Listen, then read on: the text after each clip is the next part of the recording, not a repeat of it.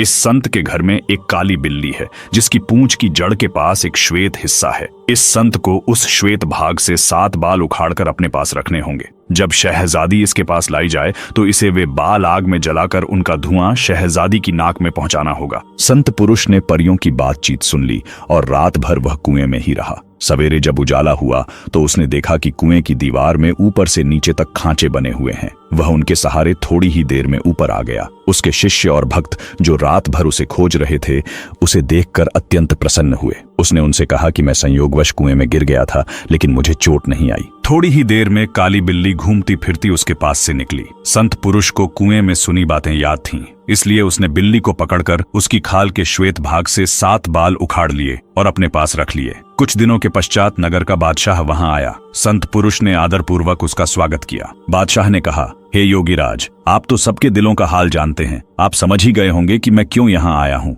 संत पुरुष ने कहा, शायद आपकी बेटी अस्वस्थ है और उसके स्वास्थ्य लाभ की आशा से ही आपने मुझ अकिंचन की कुटिया को पवित्र किया है। बादशाह ने कहा, आपने बिल्कुल ठीक कहा।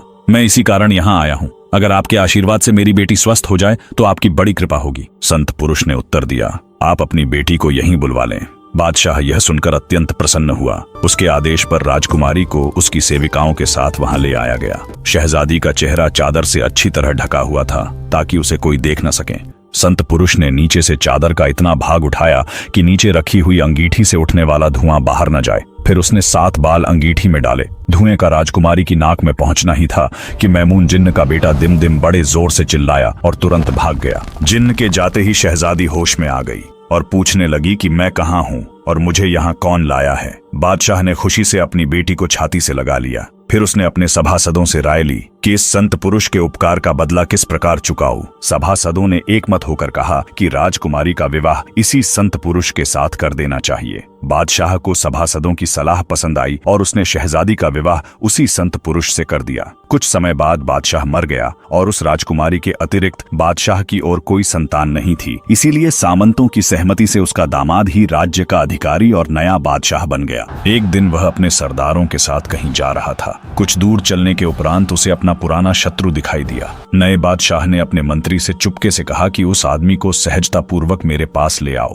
ताकि वह भयभीत न हो। बादशाह ने उससे कहा, मेरे मित्र, तुम्हें इतने दिनों बाद देखकर प्रसन्न हुआ हूँ। तुमने मुझे पहचाना? वह दुष्ट उसे पहचान कर थर थर कांपने लगा, किंतु बादशाह तो संत पुरुष ही था। उसने उसे 1000 अशर्फियां और कीमती कपड़ों की 20 गांठें भेंट में देकर उसे सुरक्षा पूर्वक उसके घर पहुंचा दिया। मैंने अपनी कहानी पूरी करके जिन्न से कहा कि उस नेक बादशाह ने तो अपने जानी दुश्मन के साथ भी यह सलूक किया और तुम मुझ पर तनिक भी दया नहीं करते। जिन्न ने कहा, मैं तुझे जान से नहीं मार रहा हूँ, लेकिन दंड दिए बगैर नहीं छोड़ूंगा। अब मेरा जादू का खेल देख। यह कहकर वह मुझे आकाश में ले उड़ा।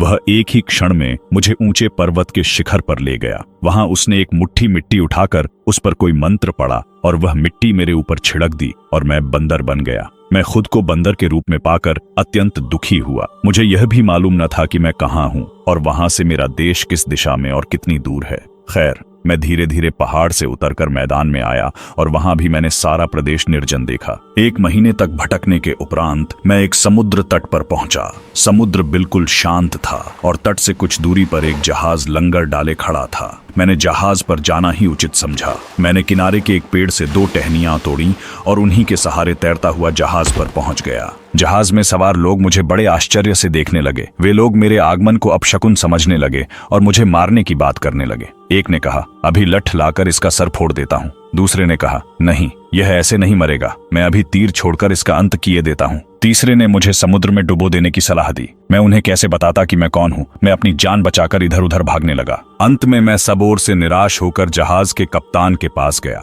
और उसके पांवों पर लौटने लगा। मैंने उसका दामन पकड़ लिया और आंखों में आंसू भरकर चिंचियाने लगा, जैसे उससे प्राण रक्षा की भीख मांग रहा हूँ। उसे मुझ पर दया आई और उसने उन लोगों को डांट कर भगा दिया और कठोर चेतावनी दी कि इस बंदर को कोई न सताए। मैं उसकी बातें समझकर ऐसे संकेत करता कि उसका बड़ा मनोरंजन होता। धीरे धीरे जहाज पर सवार सभी लोग मुझ पर कृपालु हो गए और मुझे प्यार करने लगे। 50 दिन की यात्रा के बाद जहाज एक बड़े व्यापार केंद्र में पहुंचा। यह बहुत बड़ा नगर था। कुछ समय में ही नगर के बड़े बड़े व्यापारी जहाज को देखकर व्यापार की आशा में उस पर पहुंच गए। जहाज पर उनके कई मित्र व्यापारी थे।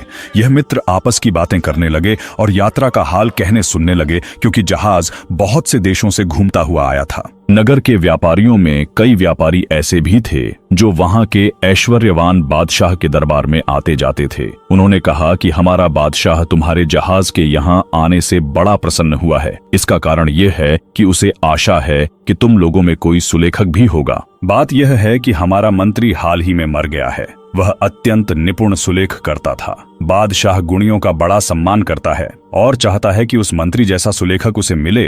इसी चिंता में वह हमेशा रहता है। इसलिए उसने यह कागज भेजा है जिस पर सुलेखन के लिए रेखाएं खींची हैं। बादशाह चाहता है कि अगर कोई आदमी तुम में से काफी पढ़ा लिखा हो तो वह इस पर कुछ इबारत लिखे। उसने कसम खाई है कि वह उसी व्यक्ति को दिवंगत मंत्री का पद देगा जो उसकी भांति सुलेखन कर सकेगा, और अभी तक बहुत ढूंढने पर भी उसे अपने देश में ऐसा कोई गुणी व्यक्ति नहीं मिल पाया है। यह सुनकर मैंने बादशाह के सरदार के हाथ से झपटकर वह कागज ले लिया। इस पर सभी लोग विशेषतः चीख पुकार करने लगे कि यह बंदर अभी इस कागज को फाड़कर समुद्र में फेंक देगा। किंतु जब उन्होंने देखा कि मैंने कागज बड़े ढंग से पकड़ा है तो सब चुप होकर देखने लगे। मैंने संकेत से कहा कि मैं इस पर लेखन कर सकता हूँ। उन लोगों को मेरी बात पर क्या विश्वास होता, और सब प्रयत्न करने लगे कि मुझे पकड़कर मेरे हाथ से कागज ले लें। किंतु जहाज के कप्तान ने उन्हें रोका और कहा, हमें इसकी परीक्षा लेनी चाहिए। अगर इसने कागज को खराब किया तो मैं आपको विश्वास दिलाता हूँ कि इसे कड़ा दंड दूंगा। अगर उसने लिख लिया तो मैं अपने पुत्र की भांति इसे रखूंगा। मुझे मालूम है कि यह कागज को खराब नहीं करेगा। मैंने देखा कि यह दूसरे बंदरों जैसा नहीं है, अपितु अत्यंत बुद्धिमान है। कप्तान की इस बात पर सब लोग रुक गए और मैंने कलम लेकर 4 कविता पंक्तियां इतने सुंदर ढंग से लिखीं जैसे कोई व्यापारी या अन्य नागरिक न लिख पाता। सरदार मेरा लिखा कागज बादशाह के पास ले गया। बादशाह ने मेरे सुलेख को भी पसंद किया और मेरी कविता को भी। उसने सरदारों से कहा कि एक भारी सम्मान परिधान ले जाओ और उस आदमी को पहनाओ जिसने यह लिखा है, और एक उत्तम घोड़ा भी घुड़साल से ले जाओ और उसे सम्मान पूर्वक सवार कराकर यहाँ ले आओ। सरदार यह आज्ञा सुनकर हंस पड़ा। बादशाह को बड़ा क्रोध आया। उसने गरज कर कहा, यह क्या बदतमीजी है, तुम्हें दंड का भय नहीं है। सरदार हाथ जोड़कर बोला, महाराज क्षमा करें, यह लेख किसी मनुष्य ने नहीं लिखा, एक बंदर ने इसे लिखा है। बादशाह ने कहा, क्या बक रहे हो, बंदर भी कहीं लिखता है? सरदार ने अपने साथियों की ओर देखा। उन्होंने भी हाथ जोड़कर कहा, जहां पनाह, हम सब ने अपनी आंखों से देखा है कि इस कागज पर एक बंदर ही ने लिखा है। बादशाह का आश्चर्य और बढ़ा और उसने आज्ञा दी, मैंने ऐसा बंदर देखा क्या, सुना भी नहीं था। तुम लोग फौरन जाओ और उस बंदर को सम्मान पूर्वक सवार कराकर ले आओ।